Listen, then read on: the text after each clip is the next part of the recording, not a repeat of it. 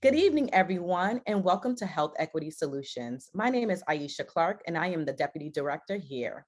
We want to thank you for joining us this evening, and we will get started momentarily. While you're waiting, please take the time in the chat to introduce yourself, tell us your name, why you're here, and what aspects of health equity are you passionate about? Hello, I'm Alicia Santilli, Interim President of Health Equity Solutions Board of Directors.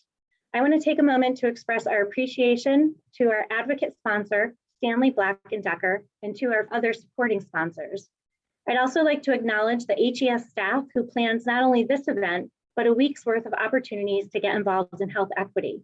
In particular, thank you to Samantha Liu and Sean Simoneau for leading these efforts, and to Harley Webley, Dawn Fuller, and Taylor Tucker for their important contributions. I hope you enjoy, and thank you for being here, and thank you for being an ally in advancing health equity. Good evening and welcome. I'm Takesha Dewan Everett, the Executive Director of Health Equity Solutions.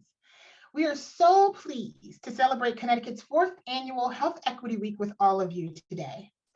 Health Equity Week creates opportunities for conversation, learning, and sharing of ideas, all towards driving action around advancing health equity in Connecticut. And I'm especially excited to hear tonight from our guests who are putting Connecticut's path to equity into action. Before we get started, just a few quick housekeeping items. Please share your thoughts in the chat. We want to make sure we hear from everyone. In addition to the chat box, we have a continuously open survey on our blog where you can share your detailed feedback on the path to equity. And there will be more to come from that soon. For everyone here tonight who does not know Health Equity Solutions, it's important for me to just take a commercial break and tell you a bit about us. Our vision is for every Connecticut resident to attain optimal health regardless of race, ethnicity, or socioeconomic status. And we do this by promoting policies, programs, and practices that result in equitable healthcare access, delivery, and outcomes for all people in Connecticut. We do this through community events, community participation, and community engagement from folks just like you, and many who are not able to join us tonight, to help drive advocacy and equity in Connecticut. There's quite a lot happening this week. I have to say our staff and our partners have been wonderful in planning a great week for you all. We hope that you'll join all of us in raising awareness about health equity, learning from and with one another, and working on the path to equity throughout this entire week. Listed here are just a few of the events that are happening over the next few days. There's a link to our blog in the chat, and there are going to be registration links for each of the events, and both are on our blog post and our social media. So you'll find all different opportunities to sign up and get engaged. We hope you'll be able to join the conversation about health equity this week, and that you'll use the hashtags Path to Equity and hashtag HEW22 when you're having discussions or planning events, or when thoughts related to health equity come up for you. We want to make sure that you have meaningful and continuous ways to engage with us, not only through this week, but throughout the year. Now let's get to why we're here tonight. I'm so excited to share that we have a refreshed path to equity framework. Health equity means everyone has the opportunity to attain optimal health, regardless of race, ethnicity, gender, income level, or any other social factor that could create barriers to health. To advance health equity, we must examine and dismantle the ways our current systems foster inequity, and we must routinely evaluate our progress towards equity. Over the past 2 years of living through a pandemic that caused massive suffering, disproportionately taking the lives of Black, Native American, and Latino and Latina people, and a newfound focus on racial justice in response to the murders of George Floyd, Ahmaud Arbery, Breonna Taylor, and too many others to name, we have heard an immense outpouring of support for the work of equity. We've also heard fear and anxiety that the work of dismantling systemic racism is just far too big and far too hard. We hear that anxiety, but it cannot stop us or slow us down. As such, HES has listened to our partners, looked at the policy options across the United States, and created a framework, Connecticut's Path to Equity, to help Connecticut focus on known, achievable steps toward health equity. I hope you will enjoy this brief video of our latest version of Connecticut's Path to Equity.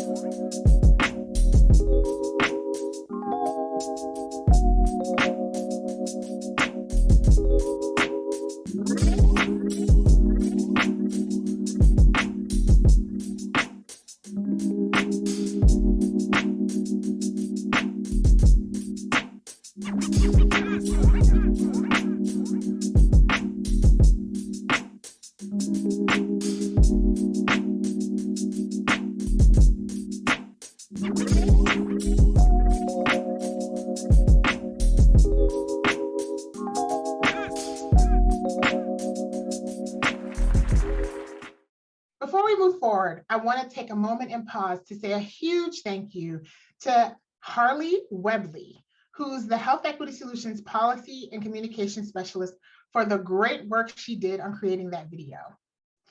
This framework is meant to be iterative and to evolve as we learn from one another, learn from our challenges and successes, and get closer to the goal of an equitable Connecticut. As I noted earlier, we want to hear from you all.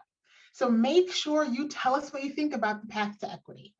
Please join the conversation on Facebook and Twitter using Path to Equity or HEW22, and you can feel free to reach out to us at any time.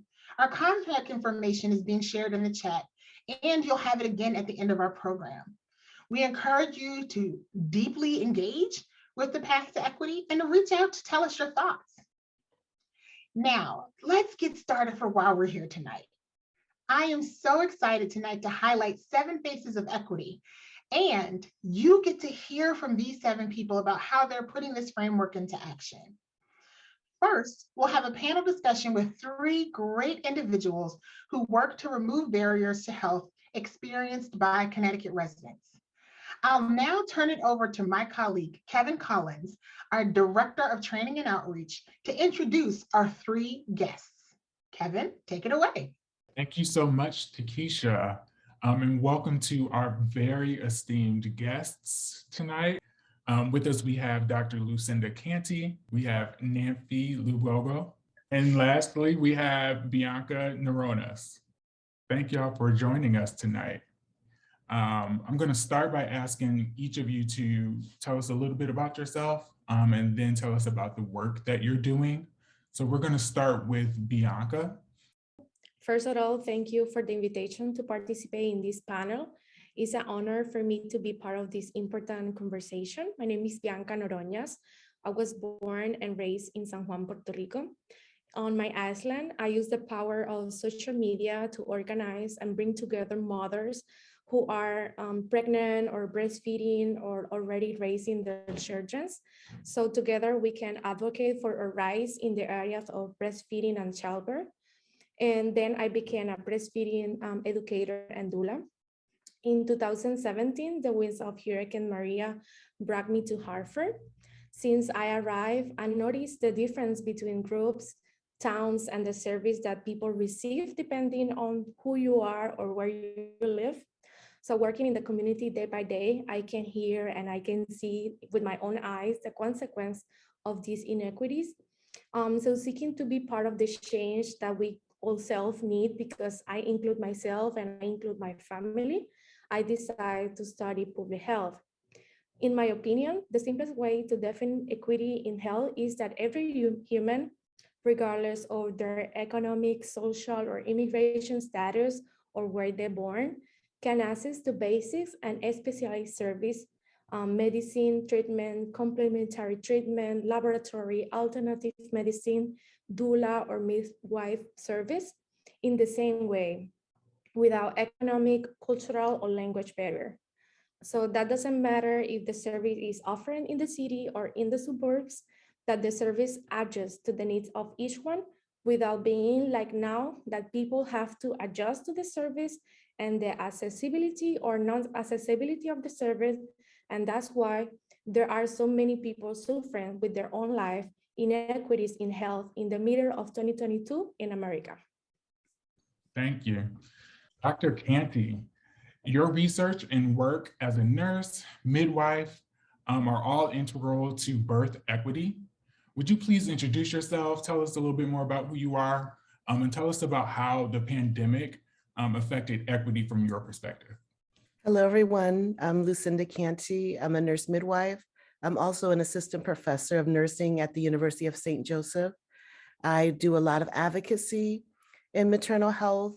I also do research into Black maternal health, trying to understand why health disparities exist, why Black women are more likely to die or experience a severe complication. But my work really focuses on the voices of Black women and other women of color so that our stories could be out. With COVID-19, it shined a light on the health inequities that we already knew existed. Anyone who was providing healthcare already knew there were challenges. And then COVID-19 added that extra layer, but also was so public that people had to see what was happening. Especially with Black women, there were already challenges in us getting the care that we need. And then with COVID-19, we pretty much were trying to protect everyone, but at the same time, pregnant women in general kind of lost rights as far as having someone in labor with them, having decisions made for them without them being a part of it, all in the name of being safe. And when we look at our statistics from 2020, you will see that there's a significant increase. The disparities are still there because I feel like our most vulnerable were not protected, even though we knew there were issues, but we didn't really know and examine how to address those issues. And women of color were the ones that were probably most harmed by this. And you'll see that in the statistics, significant increases when we should be decreasing, especially with the awareness on Black maternal health. Absolutely. Thank you so much, Dr. Canty. And last but certainly not least, we have Nanfi. And we know you wear so many different hats, but I'll also take this time to note that you're co-director of PATH, which is doing great work in the state. So could you please introduce yourself, tell us a little bit more about who you are, and talk to us about how structural racism specifically affects your work with families. Thanks, Kevin. So my name is Nanfi Lubogo. I am the co-executive director for PATH CT, which is a nonprofit family support organization that provides services primarily to children and youth with special healthcare needs. But we also cover underserved and at-risk families. So our work is statewide. I'm also a certified community health worker as our staff. So we help navigate families through all the social determinants of health needs that they have. And in regards to how structural racism has affected our work, structural racism, as we know, creates a lot of barriers for families that then lead into delays in care or services that they should, receive. So, it just means that families have to jump through extra hoops. As an organization, it puts extra burdens on us when we're funded for only particular things. We spend a lot of time navigating and supporting these families through so many different services. And it's just heartbreaking when you spend hours and hours trying to look for services for a family, and you just keep running into barrier after barrier. And we know what that can lead to with interruptions in their healthcare and mental health as well. Absolutely. And I just want to again thank each of you for all the work that you do to address and remove those barriers to health. So a group of barriers we hear about most in our listening sessions is that health insurance is confusing, expensive to both enroll and then use. One idea HES has advocated for is funding for community-based support from navigators or community health workers to help people enroll and navigate the health insurance landscape. What options for affordable care would you all prioritize? So I would say just to have choice, to be able to choose a healthcare provider that you want, because sometimes you can find that provider and then you're told your plan doesn't cover that provider. So then you're like going blind to find a healthcare person, or you're seeing a provider and you're not happy with your care, but then you don't have many options of where to go, because where you would feel safer or you feel a comfort level, again, it may not be covered. So I think women should have that choice, that if there's a provider who's licensed, who can provide the care that they need, I think that they should be covered with insurance. So I would like to look at having more options with that. The other is that if you do want that social support, that without question is going to be covered. So if you want a doula, that you shouldn't have to say, oh no, we don't cover that. And then that ends the situation. And when we're looking at structural racism, it's like you're just told like these policies and procedures support you saying, no, we can't do that. And that's the end of the conversation. And I don't want it to end there. I want someone to say, I want to have a doula. I need that additional support. And then someone saying, well, let's look into it. Let's see how we could get this covered for you. So I just want those barriers to be decreased. Also, sometimes when people do have certain insurances, like Medicaid, or they have a plan under the Affordable Care Act, people also, like when someone calls for that appointment, the first thing, they don't even want to say, hi, how are you? The first thing is, what insurance do you have? And then depending on your insurance, you can have a very quick call or that call can last that, okay, let's find out what's going on with you and let's get you in. But I want kind of like that stigma taken away so that someone said, this is my insurance. And we see that it is a Husky plan or, a state Medicaid plan or through the Affordable Care Act that doesn't hold back that provider from saying, you know what, we're still going to see you and make sure you get the care that you need. So those are just the areas that I feel, that I would like to have addressed and prioritized. Yeah, and kind of in the same vein, I think, there are services right now that cover Medicaid families, which is fantastic, Wheeler Health and Beacon Health and others. However, if you're in the middle income area, you're still struggling to get those services that may or may not be covered by your health insurance. And even understanding all that is very difficult, right? So my thing, I see this everywhere and anywhere that I can, is the increased use of people like community health workers that can help you to locate the services that you can qualify for, whether it's doulas, whether it's mental health services. It's funny, even as these practices have been around for a long time, people don't know that their insurance will cover it, right? That they don't know the existence of Wheeler Health and Beacon Health and services that cover Medicaid families. They just, because it was once upon a time, we did have in the state where if you had Medicaid services, you didn't have access to mental health care because nobody was taking Medicaid. But still people don't know about that. So I feel like community health workers working in the system, working in the communities on the ground can actually help individuals to seek those services, enroll in them, and then figure out how they help them to get those covered. In my opinion, the system needs to adjust to the reality of the people. We cannot choose between paying rent, buying food, or diabetes medication, for example. As we currently see what's happening, and it's very unfortunately that our community are going to have to choose the food, for example. And we know that our people are going to experience many health problems in the future due to not having the access to receive adequate care. So the best option is the community is to receive complete and respectful medical service without any kind of barrier. Awesome. So on the Connecticut's Path to Equity that HES, our wonderful policy team, worked so hard to create, Access describes the ability to receive high quality healthcare that meets each person's needs.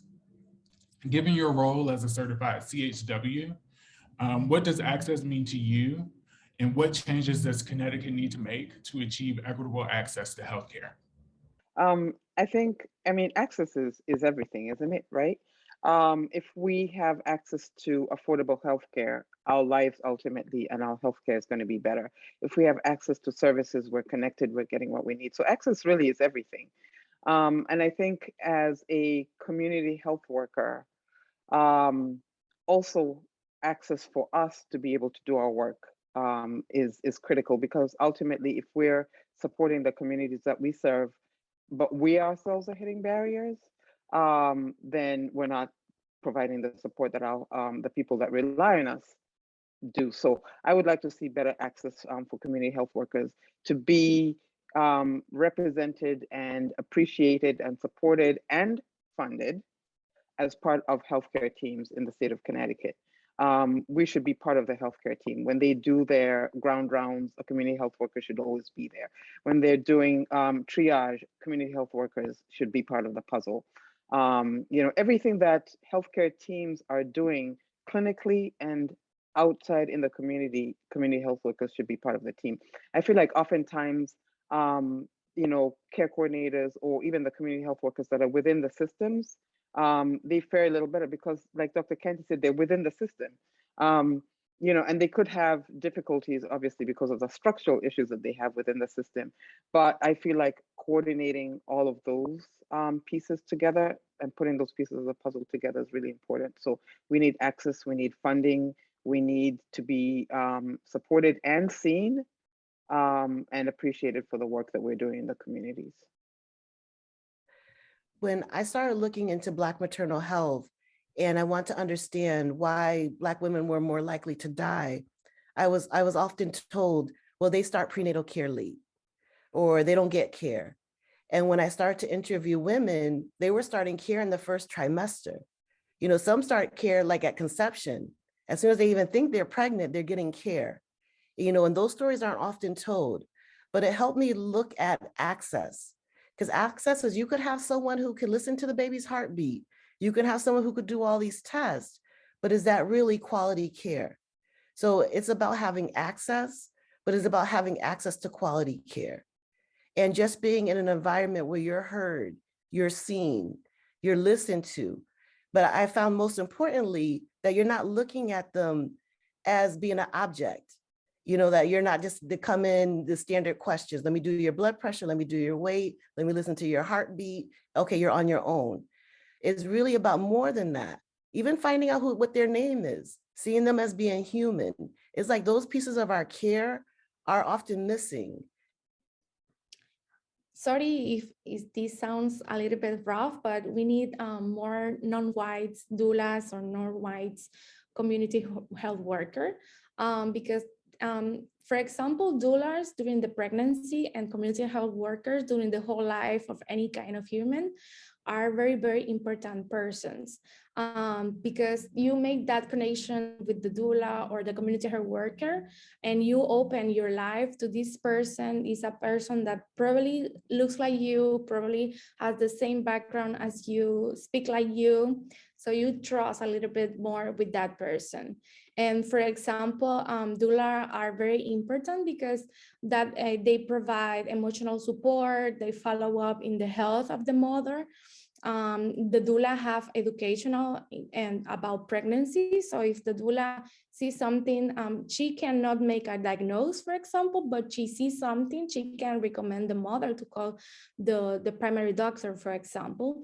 And doula give education about different steps during the maternity, like breastfeeding, childbirth. The doula gives postpartum follow-up. So that's why when a mother have a doula, they have a better chance to have a vaginal delivery, or probably are going to breastfeed for more time and are going to have less chances to have postpartum depression, sorry. So I want to share that I had a baby 11 months ago, and I didn't have the opportunity to have a doula because I am a doula, but I didn't have the money to pay for a doula. And the doula service in Connecticut cost, like during the pandemic, was very more high. So I didn't have the opportunity to have a midwife. I didn't have the opportunity to have a doula service to be with me during the pregnancy, giving me postpartum support or breastfeeding.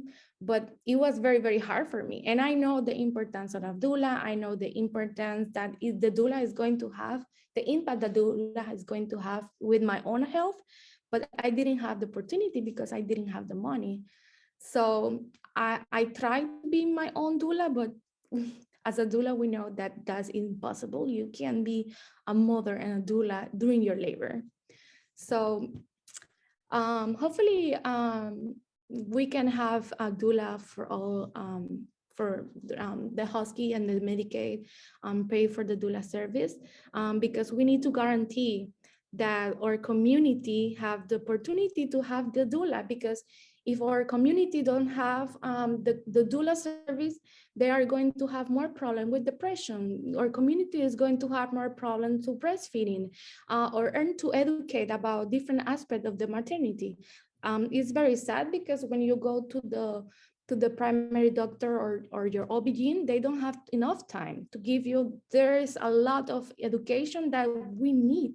So we are outside raising our children without any kind of education. We don't receive education in the school, in the university. So the doula is the person right now that is making that important work with the mothers. But our community don't have the money because 5,000. Life is not easy in United States, and 5,000, and you don't see it as a culture, you don't see it, the importance. So you are not going to probably saving 5,000 when I get a baby, I'm going to have a doula. So it's very, very hard. Thank you. So we're going to head into our last question, and it centers around policymaking. What should Connecticut do to make policymaking a more inclusive process? I would say when policies are being made, that we have to have people who look like the community. We need a diversity there. If you're sitting at the table and you're making decisions about Black women and their health, and there's nobody Black at the table, that's a problem. That's a problem. And that's kind of the pattern in our society, is that those people are making the decisions. And that's why the maternal mortality rates have increased, because there's no one who looks like me at the table who can really give insight into what we can do to improve. So I think that any policy, if it's impacting any community, especially communities of color, we have to have some representation there. And we have to be willing again to listen to what they have to say and offer. I 110% agree with that. I mean, you know, that we have a mantra that we use in the disability world that you might have heard is nothing about us without us. But that should not just be checking boxes either, right? Like you shouldn't look and say, oh, look around the table. Oh yeah, let's get, you know, a person of color to, or a person with a disability, whatever, to check off that box.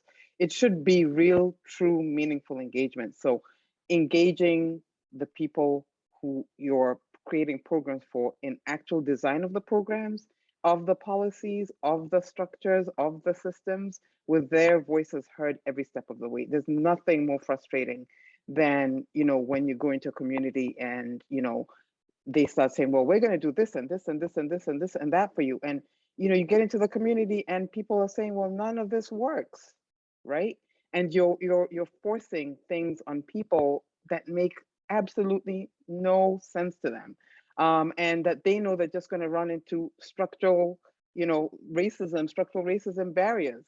And you're creating even more barriers. So having them involved at the beginning of the policy design as part of the design team and equal partners is absolutely critical. No check boxes. We're not tokens. We're tired of being tokens. And that goes all across the boards. It goes for, you know, if you're having community health workers at the table, make it meaningful, right? If you're having people of color at the table, make sure it makes sense for them. They're at the table, lending their voice, lending into the design structures. If you're gonna have people with disabilities, like whatever group you're trying to engage them meaningfully. I love that. Don't waste anyone's time, right? Have it be meaningful, a meaningful engagement opportunity. So thank you all so much for your participation, for all the work you do for the state, across the state. We are so appreciative for what you do to help drive our path to equity. We want to pivot now to a special announcement from Takesha. So Takesha, take it away. Thank you, Kevin, Dr. Canty, Nanfi, and Bianca. We'll soon hear from more of the faces of Connecticut's health equity, but right now I have the great pleasure of introducing a new tradition. HES is pleased to announce an annual Health Equity Advocacy Champion Award. This award will be given each year to a Connecticut resident or organization that has advocated for systems level change to promote health equity in our state. We're naming this award in honor of Patricia Baker, whose vision for health equity in Connecticut and years of fierce advocacy to transform our state's health systems at the Connecticut Health Foundation led to, among many things, the creation of Health Equity Solutions. It's my honor to present the inaugural award to the woman herself. To many of us, we affectionately call her Pat. And Pat, I want to thank you so much for joining me today and for not only your work bringing equity to the forefront of conversations about health in Connecticut, but also for your dedication to the bigger vision of a health system that truly works for all of us. I want to thank you for your investment of time, faith, and support in many of us, including myself, in making sure that this state has the advocacy, background, and infrastructure necessary for equity. Health Equity Solutions is so grateful for your leadership. And now I'll turn it over to you, Pat, to say a few words. Well, Keisha, thank you so much. I am humbled. I'm honored to be even considered for such an important award. And it gives me tremendous pleasure to think I could be here with you today. And given our partnership in this work, as the foundation knew Connecticut needed a new organization, one that went to bed thinking about health equity and woke up thinking about health equity, which is really why Health Equity Solutions exists. And to think that I would be recognized with this honor is just tremendous. I'll try not to cry.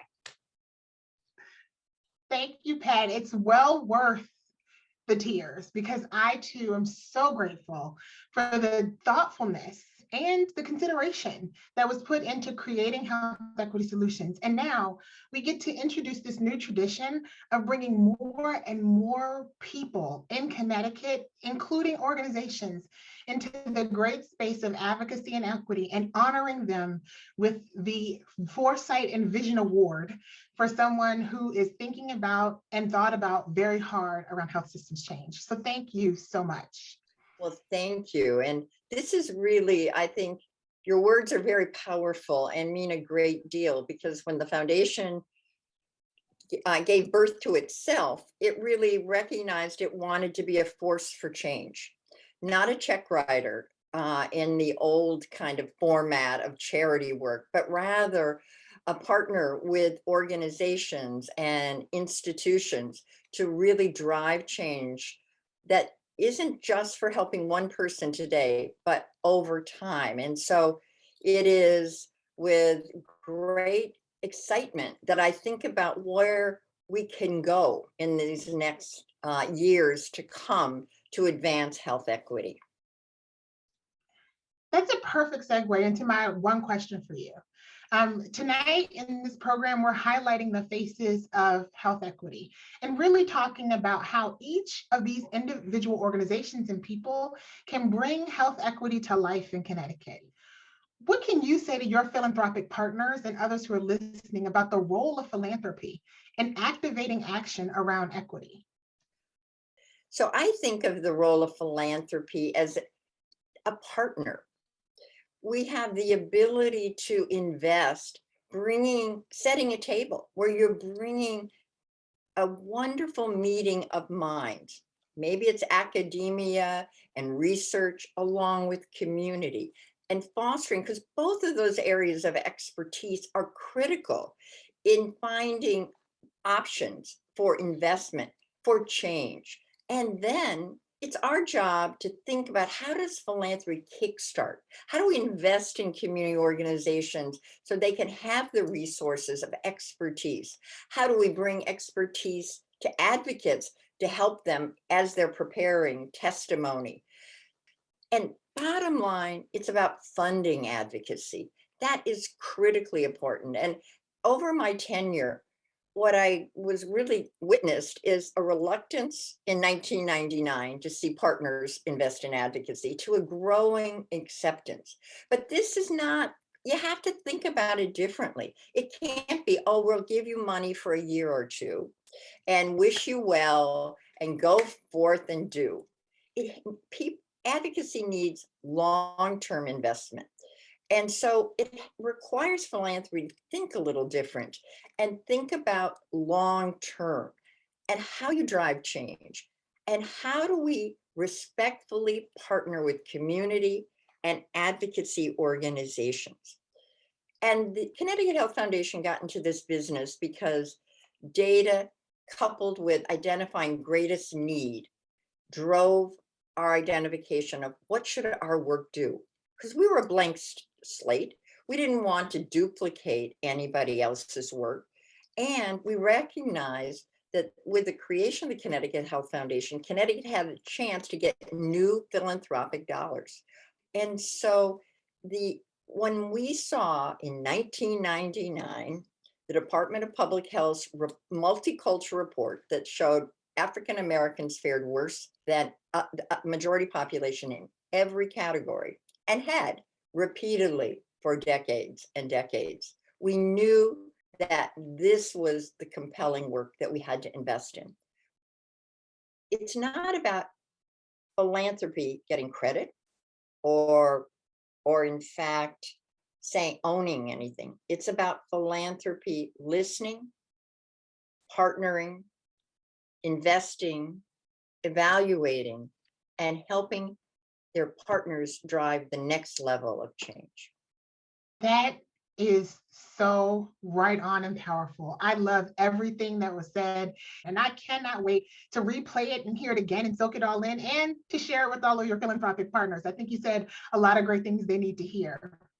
I'm also just excited about this, again, new tradition of the Pat Baker Award. We're looking forward to identifying 2023's recipient and grateful for the opportunity to continue to honor you and your commitment and your legacy each year. At this point in the program, I'm going to turn it over to Keren Siegel, Health Equity Solutions Director of Policy. She'll introduce our final three guests. Keren? Thank you so much to Keisha, and congratulations, Pat. I now have the great pleasure of introducing our final three faces of equity this evening. And we are fortunate to be joined by Amos Smith, who is President and CEO of the Community Action Agency of New Haven, Keren Prescott, the founder of POWERUPCT, and Stephen Hernandez, who is the Executive Director of the Commission on Women, Children, Seniors, Equity, and Opportunity. We're going to talk today about anti-racist structures, and I was hoping you would each start by introducing yourselves and talking a little bit about your work on creating anti-racist structures in Connecticut. And Amos, would you like to get us started? The question around anti-racism is a complicated question, requires a very lengthy discussion, but how one creates or how we go about creating an anti-racist structure is to make certain that we focus on culture and creating a culture of honest and integral field conversation, that we avoid hiring people simply because they are Black or white or Latinx or female or male, and that we hire staff who will actively engage in conversation of engaging in difficult conversations about cross-racial, ethnic, economic, and social class differences. But we make certain that everybody understands the goals of the business or the organization and understands why it's important for us to try and level the field and be an example. Partly because it's very difficult in America in a democratic capitalist environment to understand how do you treat people equitably in an environment where money rules. And so at some point, what we need to do is to begin to think about how do we allow people to benefit from being in a capitalist environment, while at the same time maximizing the benefit with some level of equity for every human being that we touch and serve. Thank you so much for having me. The question is extremely complicated, loaded, complex. And it starts with individuals. It's very hard to work on building an anti-racist system when individuals don't even understand what racism really is, and when they don't understand that they themselves, people of color included, have internalized racism. And so then they perpetuate things like ableism and capitalism and homophobia, so on. And as I begin to check myself, then I'm able to go into my organization and start creating an organization that goes against status quo, that goes against 9 to 5 working, that goes against after 5 p.m. checking your emails, things of that nature. And so it goes into why I have queer and non-binary and an all Black board for my organization. So the biggest thing for me is to design my life and my organization in such a way that I want to see the broader world. I, Keren alone, cannot achieve an anti-racist America, but the community in which I'm in right here, right in Manchester, I begin here. And if I can get one person to testify against, bills that are harmful to Black and brown youth, then I'm slowly but surely creating an overall anti-racist structure. I love the idea of starting with the individual. And from there, we build. One of the most important aspects of the work that we do here in the Commission is acknowledge an expanded definition of corruption. And what we consider corruption in terms of the systems in which we operate is that corruption, that original corruption of a system that was written to exclude, a system that was written to deny, and a system that was written to erase Black and brown bodies. And unless we identify or unless we acknowledge that the system was written in that way, we cannot unwrite it. So we have to intentionally unwrite the corruption in our system and intentionally rewrite inclusion and what that means.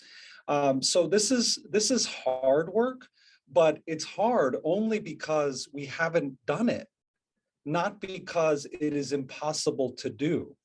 For me, I experience a sense of urgency because I don't believe in 5-10-year plans when it comes to anti-racism.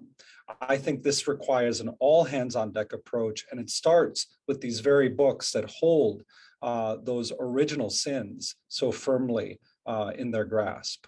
Thank you. I love the energy and all of these ideas, and I think you've all spoken in a way that really brings out the tension between the need for individual action and education and the need at the same time to change the way that our governance works to bring people along or nudge people or force our systems to change and the behaviors within them to change. And one of the things, as many of you know, that HES has prioritized this session is working on strengthening community benefit regulations to really hold hospitals and the state accountable for making sure that hospitals are meeting the needs of the communities that they serve.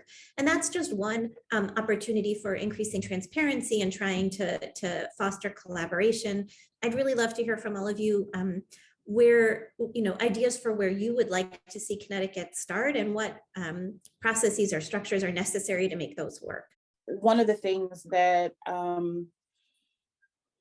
that drives me to do this work is lived experience. I have a non-cancerous brain tumor. I have multiple sclerosis, PTSD, clinical depression, anxiety, and I have a degree, and I have a plethora of work experience. So I don't look disabled. When I walk on the street, I may not look poor. I might not look crazy. I may not show that I'm having a panic attack because I've learned to mask that. I've learned to code switch. And so I bring all that up because one of the things that our organization is doing is collecting stories. We want to hear from people who don't look the part. Not that the stories of people who do look the part are important, But one of the ways that we have to break down this narrative of who deserves what kind of care is by going to the people that many of us don't think are struggling with some of the things that other folks should be struggling with. And so we're collecting the stories of, I like to call them differently abled bodies. I don't like the word disabled, because where they might not be abled in terms of where capitalism says they should be abled, they're abled in other ways. And so we want to hear from them, whether they're white or Latinx, or they're Muslim, or they're atheist or Christian. We want to hear from the trans community. So we want to collect all these stories so we can begin to say, hey, listen, there is an issue. It's hard to change a structure if folks believe there's not a problem there. It's hard to implement laws and policies and legislation, introduce bills, if people are saying nobody's complaining about this issue. And so a lot of people don't complain. And even when they do, their voices go unheard. And so one of the things that organizations like Health Equity Solutions, one of the organizations like POWERUPCT and others across the state can do is to really start listening. You know, we are talking about health and mental health, but yet we're not listening to the people who are crying out, dealing and saying, I have to choose between my oil bill and my insulin. Those are real stories. And if we really want to address how we can help those families in an equitable way, we have to be willing to sit down, be quiet, and just listen and collect the stories. And I agree with Stephen, there's an urgency there. This isn't something that we can just kind of say, you know what, let's introduce it next session. No, it needs to be introduced every session. It needs to be top priority every time the politicians that we elect come to meet to make decisions that are going to affect our lives. Part of the way that we deal with the question of whether or not healthcare is accessible, or whether or not it's equitable, or whether or not people can access it, has much to do with the social determinants or the structural determinants of health that actually live and rest in the community. And so hospitals are pass-through institutions where people go, hopefully for a short period of time, and turn back to their communities. The way that we're currently structured, the private sector leaves it up to the public sector, government, and let's say private foundations, to ensure that nonprofits actually are appropriately structured to provide the kind of support to neighborhoods and people that's needed. I think that's short-sighted on the part of those hospitals that serve particular communities. And the way that hospitals, if you look at how they move, the way the hospital believes that they're investing in communities is by building new buildings away from the hospital. It doesn't improve access for people with little or no money. It doesn't improve equity, because what you do if you have hospital services that are inequitable and difficult to access, those satellite offices end up with just doing the same. You have the same staff. Remember, I started out talking about the culture that one creates or doesn't create. If all you do is expand that same culture into the community, then you don't advance equity or equality or access. What you do is make it easier for the people who could already reach you to be able to reach you. And so I think that that's part of the conversation about who is it we want to be. And remember, when corporations and private sector people want to gain market share, they look at how to go about doing that. I think that the way that the Hospital Association and hospitals in Connecticut ought to move as a demonstration for the rest of the country is to begin to look at who are the community leaders, organizations, and supporters that we need to partner with to support our clients, our patients. And are those people sufficiently structured in order to make certain that they can help us better serve and advance patient care access? That really doesn't happen. And so when most hospitals wanted to expand and try and respond to the new demands that said that you can't discharge somebody and have them come back and still get paid for shoddy work, what they did was they just hired more staff and continued the services they'd already been continuing. It didn't give communities a better relationship with them. They didn't engage. So I think that how one has a conversation and how one talks about what it means to level the field, even though one institution may have other resources, but one may be partner to it. The interesting thing about B2B, when you begin to look at business to business transactions, there's oftentimes a financial sense of exchange that goes there.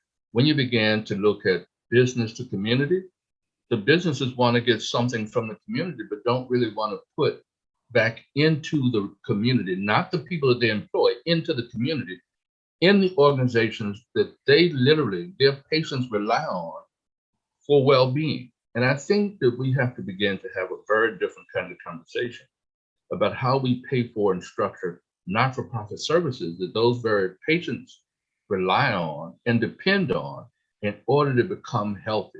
Yeah, and I love the connection between not only listening to people and making sure we really understand what's needed, but then also making sure that we're paying for it and that our system is set up to address those needs. I think that's a great transition. And Stephen, I don't want to miss the opportunity to hear what you have to say about this.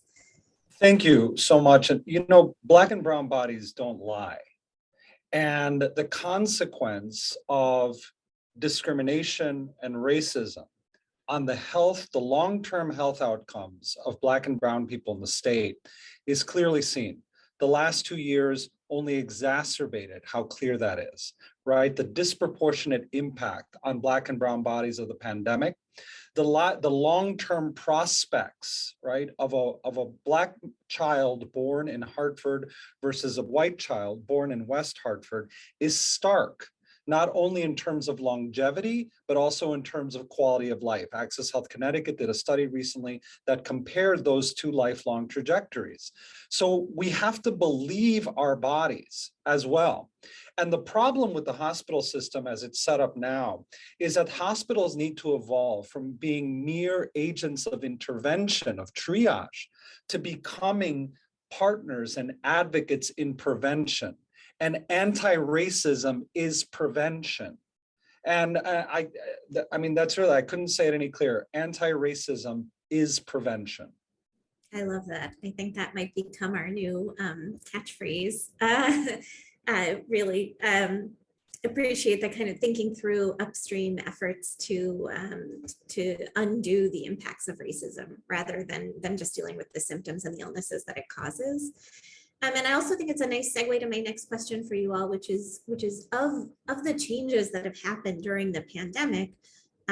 What are some of the key lessons learned that the state could leverage to change our structures to make them more anti-racist in the years ahead? One of the starkest memories for me early on in the pandemic was, there were a couple of things. One, where are people of color? I can't tell you how many times I was asked that question. Where are they? How do we reach them? How do we reach people who speak other languages? Can you help? It struck me that there was no system to effectively communicate with our communities. You know, we started pointing to church, we started pointing to community centers, we started pointing to the places that Black and brown people trust in order to access Black and brown bodies to talk about the pandemic, to give the best information, and to really start to build trust where it wasn't rightfully so before, right? So I remember that heavy lift in the beginning that just betrayed the system and what the system has really failed. The other thing that really stuck out for me in the beginning of the pandemic was the fact that the lack of an information and communications infrastructure to reach people of color was just astounding to me. You know, I'm thinking about children not being able to communicate remotely in school, the elderly not being able to be reached for their health and intervention to make sure that they're okay. Not being able to reach people because they are stuck on the 10th floor of a building with an elevator that doesn't work. I mean, these things were so pronounced at the beginning and throughout pandemic that it was a finger pointed at the systems themselves that had continued to fail before pandemic that really caused the deaths of Black and brown bodies disproportionately. So, when you ask me what are some of the learnings that we should be taking away with us, is also the sense of urgency of connecting Black and Brown people to the systems that are meant to help, right?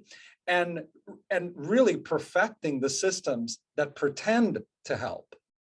Thank you. Yeah, and I think it would be really lovely to hear now from the from both Amos and Keren, because you both work for organizations that are those trusted sources of information, and that we're bringing that information and the needed services to your communities over the last couple of years and beyond. So there are several important messages to learn from the pandemic. One is that unlike the medical health emergency response system, we have no structured and sustained nonprofit emergency response system. And when the pandemic hit or was called in late March, early April, many nonprofits shut down because they hadn't been ready for that kind of an effort.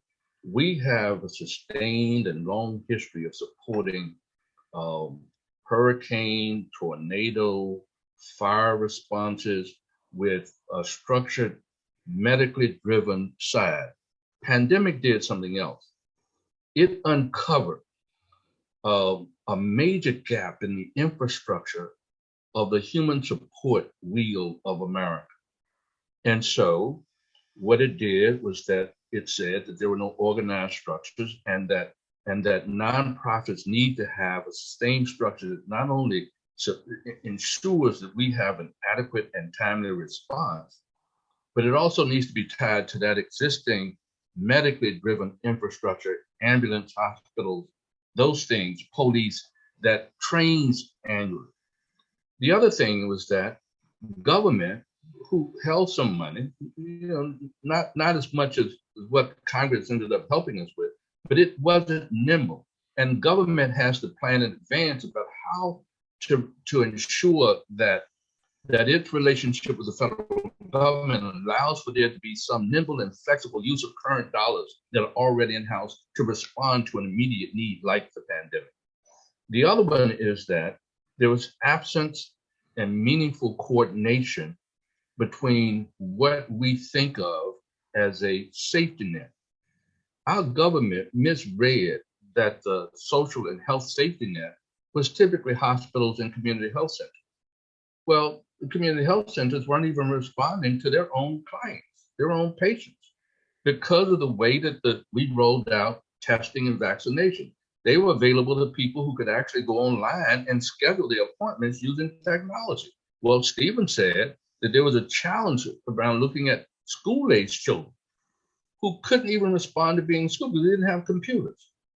And the persons that they allowed to then access either testing or vaccinations first were the elderly, who are the most likely to be without technology. If school children don't have technology and they have grandparents, grandparents typically don't allow their grandchildren to not have school, to be ready to go to school. And so we need to have meaningful and sustained conversations that talks about building an infrastructure that supports nonprofit support with private sector philanthropy, government, and community.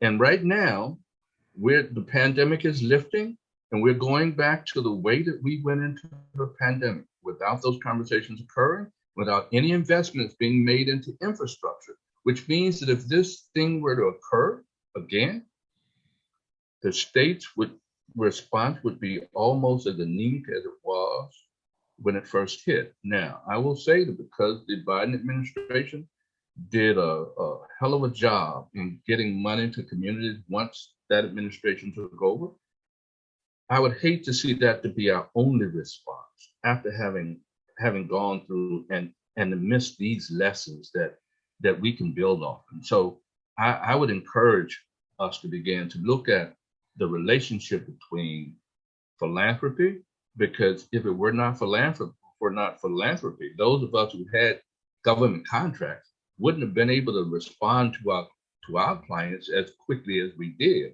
And so there needs to be a knowing, supporting, structured conversation between philanthropy, government, and community. as we move forward. So we come out of the pandemic different from the way that we went in. Absolutely. And Keren, I'm sure you experienced some similar challenges with the lack of nimble response from state government, and would love to hear your perspective on this as well. Yeah, conversations like this are really difficult. They're needed, but as a Black woman, it's difficult because throughout the pandemic, I was on the front line. Power Up was on the front line, and not just trying to tear down these racist structures, but that's why we had to build a pantry and why we had to build a community refrigerator that did not require proof of residency, didn't require how many people live in your household, didn't require pay stubs or any proof. It's literally, do you need help? Then this is where you come. Because what we noticed is that many of these other organizations that were put in place to help, they were creating barriers.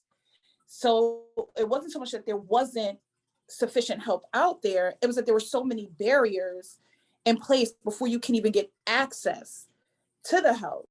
The other thing is that for many communities where like Stephen said, we couldn't figure out how to get access to Black and Brown people within themselves created communities to be able to respond. And so then out of that, you have organizations like Power Up, which is Black-led, obviously, answering the call of the community. But because we are not one of these huge, big name organizations, we don't have access to many of the funds that are out there because we're a startup, we're grassroots. But grassroots organizations, nonprofits are great, but grassroots organizations, we need to put some respect on their names. They have been able to do things that many of the larger organizations couldn't do, didn't know how to do, and then oftentimes reached out to the grassroots to figure out how do we get access to the communities. We have grant money, but for some reason we can't get access to the communities that the grassroots organizations get access to. And so what I would say is that we really need to start looking at these grassroots organizations, even the ones who don't have the 501c3 status, and figuring out how we can efficiently and effectively support them, because they showed up. They were there. They were making deliveries. They were doing grocery shopping. They were handing out masks. They were making masks. They were getting tests to people. And unfortunately, many of them are Black and Brown led. Many of them are led by marginalized people part of the LGBTQ, differently able bodies, the working poor, the working class, the underemployed. And so they're not who society just deems as worthy of giving funds to. They get scrutinized so much more than a larger white-led nonprofit who doesn't have the ability to get into these communities because they're not trusted as much. So I think the biggest thing for me that I already knew that many other people learned is that grassroots organizations and mutual aids, had it not been for those, we would have seen far more deaths, a higher rate, and that the rate for suicide in children has gone up. We would have seen a much higher rate in that. We would have seen a much higher rate in people without homes. And so we really need to figure out how we can really support the mutual aids and the grassroots organizations at the same rate that we're supporting these much larger ones. Yeah, you know that I could not agree more with that. I think it's what you're saying to me also means we need to value that work, not just fund it appropriately, but also respect and value how important it is and how life-changing it is. So I really appreciate you adding that. Might just add, because Keren's comments actually undergird my commentary about the lack of flexibility that government contracts do when you have an emergency, and there isn't the ability to make that move. one of the things I said to philanthropic leaders and to the state policy leaders is that if you want to see the distinction, when people were hungry at the beginning of the pandemic, the response by our state in many states, so I don't want to just say this is Connecticut, was to actually provide food sources by having people drive to large stadiums, open up their trunk and have food. But people that we serve didn't have cars. They couldn't drive to stadiums. And I thought that while that was actually a great response, it was so devoid of so much more of what was happening in neighborhoods. And so, like Keren, what we ended up doing was identifying elderly people who weren't on Meals on Wheels and didn't have anybody looking at them that we were servicing. And we ended up servicing people in their 100 years old. We went from 55 and older and started going to order groceries. But what happened was that the grocery stores were also empty. We had to do creative ways to bring food back into the community because most of it was being given out at the stadiums. So we have to have a strategy that deploys every able-bodied person who wants to make a contribution. And right now, there are very few, of any states, having this conversation about how to act in periods of emergency response. And we will find ourselves in the same place if we continue to do what we've always done. Terrific, thank you. And it was also, Amos, what Keren was saying was making me think about what you were saying about hospitals collaborating with communities. And I was wondering, Stephen, if you wanted to add something about what government can do to better listen to and hear and collaborate with community. You know, I think the very first thing that institutions, whether it be government, state or municipal institutions could do, state or municipal government, is to really figure out how badly we were disconnected, and to be honest with you, just how poorly we responded to pandemic when it came to Black and Brown communities. You know, if you don't identify the problem, you can't solve for it. And, you know, I think our communities can tell you exactly what it is that went wrong. Black and Brown people can tell you what went wrong. So I think it is incumbent upon municipal and state government to listen. There are a lot of lessons that our families can teach about.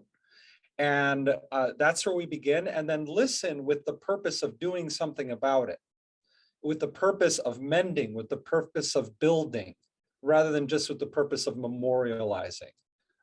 So I think that's the most important task at this point. That's really helpful. What are the tools that you all think we need to put in place to make that collaboration and that listening both happen more and in a more robust and meaningful way, and also to make sure that it gets translated into action and into change? I think some of the most unique strategies have come out of the governor's office during this pandemic. The question is whether they'll be sustained. And so to the extent that we can get B2B to respond to B2C, business or community, it's going to have to be because the governor's office deploys or encourages those relationships, and that they encourage them not simply as the community does something for the business or the institution, but that we consider communities as transactional agents, just like B2Bs transact business. It's not just a service without risk and reward. We're engaging in a relationship, and the relationship has value for both ends. And so as Stephen was saying, we need to be able to not just listen to people, because listening now has become a checkoff on a box that says we've talked to the community, and now we don't really have to implement it because we can check them off on the box and say, we've talked with these groups. But we don't have to really do anything about what we talked about, because what the external, the federal government needs to know is we had the conversation. So it has to be a genuineness. I'm going to end with the commentary I started with, but it has to be a genuine, authentic, and honest conversation about what it is we're aiming for. I'm going to agree. It starts at the top. I've been very disappointed in the response over the last 2 years from the top in terms of what our communities need. And so I think what needs to happen is there needs to be a census, a statewide census, to already look at what organizations are already here. I don't need for them to go in a session and create another committee and another committee and another committee and allocate funds to new committees to have conversations that organizations like HTS are already having. Take a look at what organizations are already on the ground, including those grassroots organizations, including those mutual aids. Take a look at where they are. The top, our governor needs to get in contact with our senators and congressmen, and he needs to tell them, hey, listen, you need to check in with your state reps. You guys need to sit down together. Your state reps need to figure out in their communities, in their districts, what organizations are doing the work, and start really creating almost like a yellow pages, I'm showing my age, if you will, of each district and what they're doing. And then instead of creating new committees and having funding to fund those new committees, figure out where you can fund the organizations that are already doing the work, that have been doing the work. Organizations like Blue Hill Civic Association that are already doing this work right on the front lines with the people and who knew how to respond. One of the things that and I'll go back just quickly, but one of the things that many people need to learn is that for many Black and Brown people, we've always struggled. So the pandemic wasn't necessarily something we had never dealt with. We've always been in a pandemic for the last 400 years. So we kind of understood, we already have generations of family living with us. We understood what mutual aid was right underneath our home. And so when you look at that, and when you look at grassroots organizations and small nonprofits that are Black led by people who are living the experience every day in their life, they knew how to answer the calls of the community. The problem is their voices weren't trusted and believed by the higher up. So I think that a census, so to speak, needs to be done to look at what's already here. What are the organizations, especially during the pandemic, that either sprouted up or organizations that were always here, that were doing this work, and figuring out how they can reconnect if they were connected and kind of got disconnected, or if they can make that initial connection and figure out how they can strengthen that connection. My caution and the cautionary tale here is exactly what Keren really just described. In the past couple of years, when the middle class, as we call it, and the business class, as we identify it, I think of our people as entrepreneurial. I think of our people as running the business of survival, the business of making do every single day. But as we call it, right? When they experienced what it was like to live paycheck to paycheck and not know where the next meal is going to come from, that whole institution was too big to fail. The amount of energy, ingenuity, and resource that was poured into the middle class in order to sustain it and buttress it was so incredible to me, right? It was so heartening and disheartening at the same time, because the problem is that we don't see that the perpetuated poverty that Black and Brown communities live in, because of the very structures that were created to keep them that way, persist to today. And my belief is that Black and Brown communities are too big to fail. My belief is that Black and Brown communities deserve the level of ingenuity that we have seen in the last 2 years to ensure that the middle class didn't fail. Because to me, poverty is abhorrent. Poverty is an outcome of the systems that we created. And for me, I can't stand to see Black and Brown bodies in poverty one more day. Thank you. I knew from past experience that you all are impressive thinkers with great ideas and that bring a lot of energy to this work, which is hard and long-term work. And I always am so grateful for the opportunity to learn from you today is no exception to that. I'm very grateful for your time and for all the work you do, and also for what you had to say today. So thank you. So before we say goodbye, we have one last segment of our event this evening, and that is some announcements from our Deputy Director, Aisha Clark. So Aisha, over to you. Thank you so much. What an inspiration to hear from such amazing and powerful advocates. One of the best things about working at HES is that we are among amazing company. As we are collectively working towards a path to equity, it is great to share our impact, starting with those who are listening tonight. So we want to thank you for that.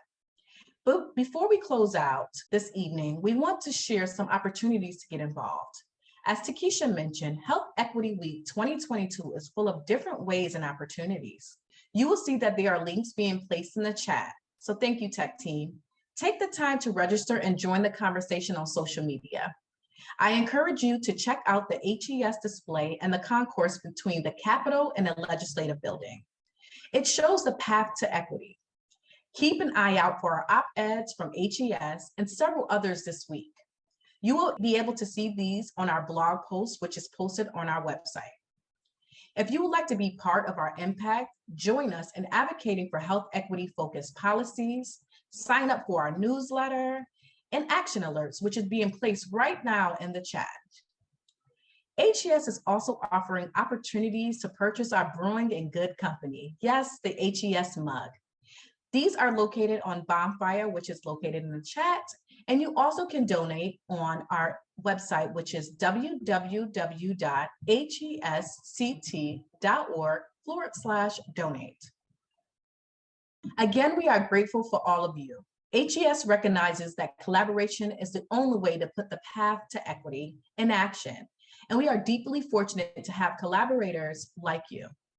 Thank you again to Amos Smith, Dr. Lucinda Canty, Bianca Noroñas, Nanfi Lubogo, Patricia Baker, Stephen Hernandez, and Keren Prescott, and everyone who's joined us tonight. Have an amazing evening, and we look forward to seeing you throughout the rest of the week. Thank you so much.